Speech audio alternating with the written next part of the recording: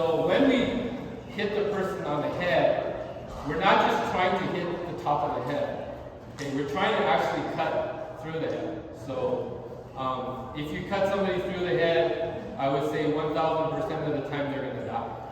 But if you only cut them on the top of the head, they'll probably bleed, but they'll probably still live. So we're basically trying to cut through their heads. Okay? So the big man is what we learned at the beginning, but when we do tournaments, we try to hit the opponent as fast as we can, so we don't do what's called a chi-sai man, which is a smaller version of the man, the big man. So we're going to do small men.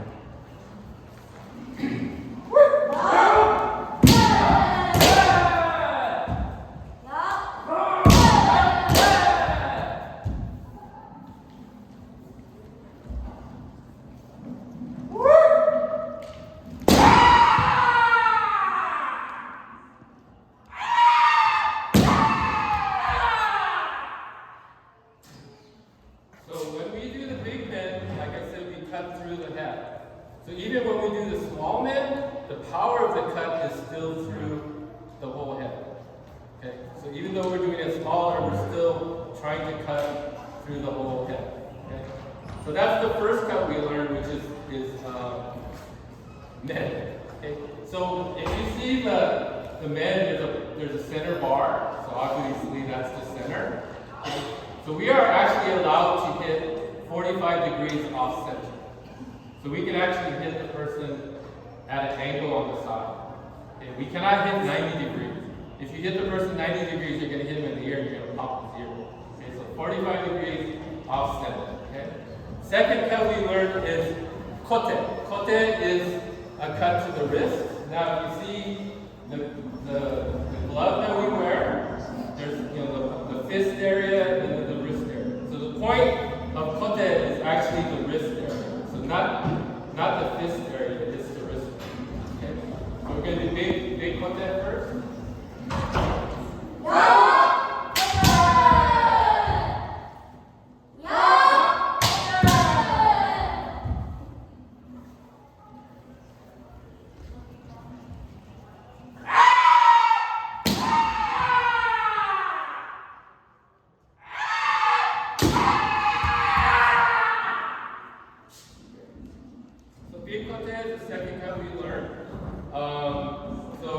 Again, with the tournament style, we do a smaller version of kote.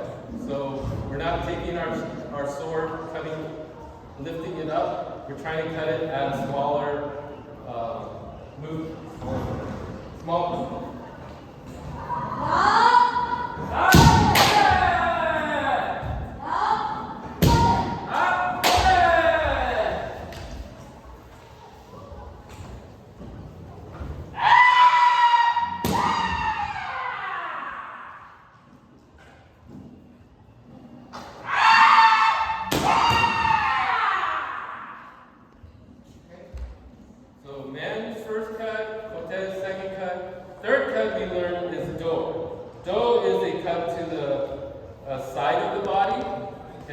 We have two sides. We typically cut on the right side. So go.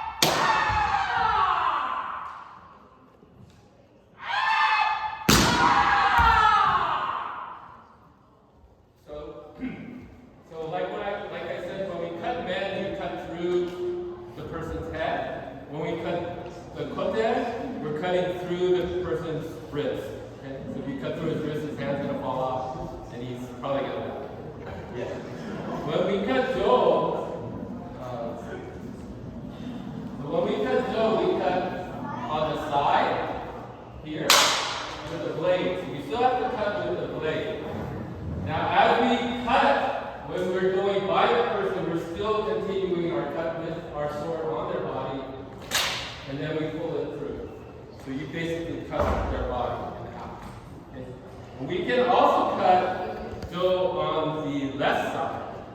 But when we cut the dough on the left side, we actually have to cut harder.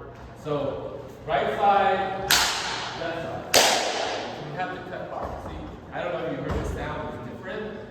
So when we cut the left side, we actually have to cut harder. Now why would we have to cut the left side harder versus the right side? Now you have to think of samurais. What did samurais carry on their side? The swords, right? Typically samurais carry how many swords? Two. One long one short one.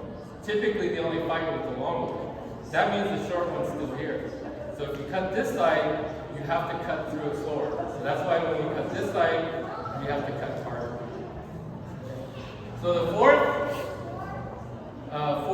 cut we learned is called tsuki.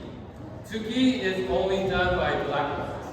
So tsuki is actually a straight thrust to the throat. So if you see we have a little tag, a little tongue hanging from our men. So the cut is actually a thrust to the throat. So here we have our black belts.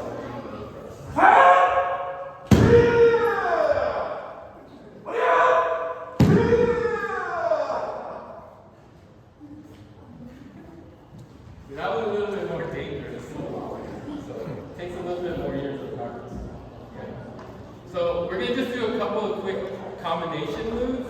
We're going to do what's called kotemen. So we're going to hit this. We're going to strike the wrist and then the head, the men. Okay. So basically, in Kendo, it's always the last strike we do that's going to count. So when we do kotemen, we're actually trying to get the men. We're using the kote as a way of getting our opponent to move their shinai. So in Kendo, as long as I'm pointing my shinai at his throat, it's considered a live blade. So if I'm standing here with my shinai at his throat and he hits me 10 million times, they're not going to count because my shinai is still alive. Once my shinai is off, then it's considered dead. Then they get hit. Okay? So we're going to do big kotemen first. Big kotemen.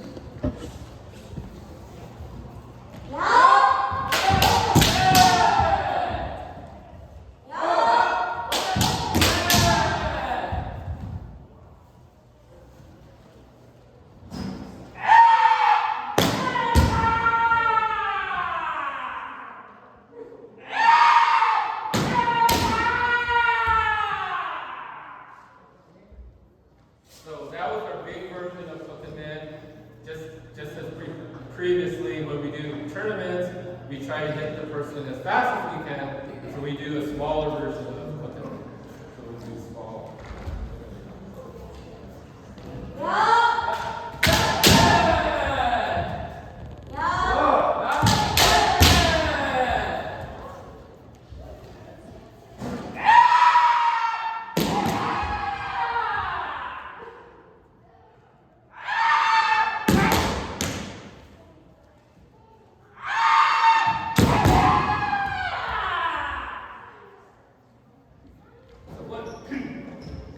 One thing that's a little bit different between Kendo and katana, which is an actual sword. So katana, when they cut more with a pulling motion.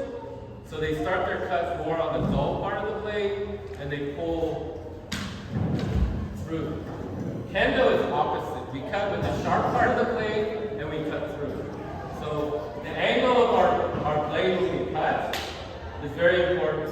So I start my cut here, and because I'm moving forward, I'm still cutting with my blade. That's a little bit different between Kendo and actual katana's cutting. Okay? So that's pretty much the basics of Kendo strikes.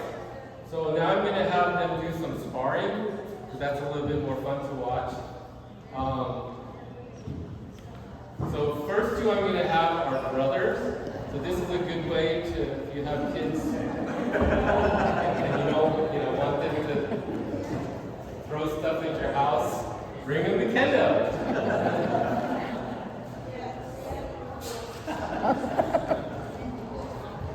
And usually it's a smaller one that wins.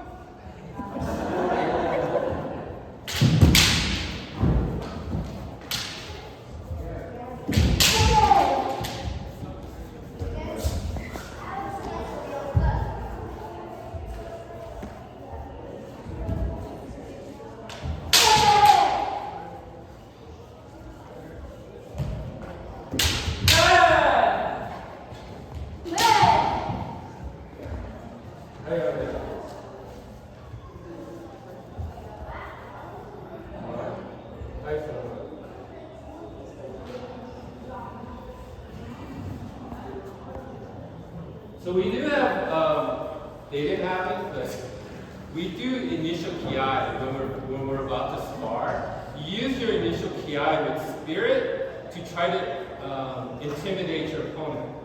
So when you start,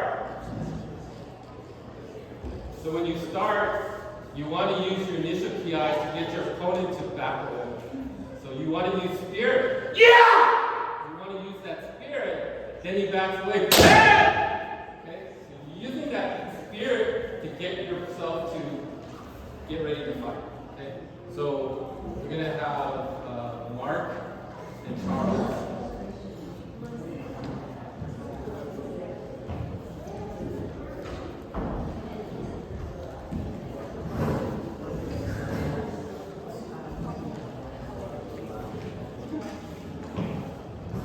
Okay, so Mark is a Sandan, which is a third degree black belt. Charles is a Yondan, which is a fourth degree black belt. So you should see a difference between the first two fighting, and then these two fighting. Okay.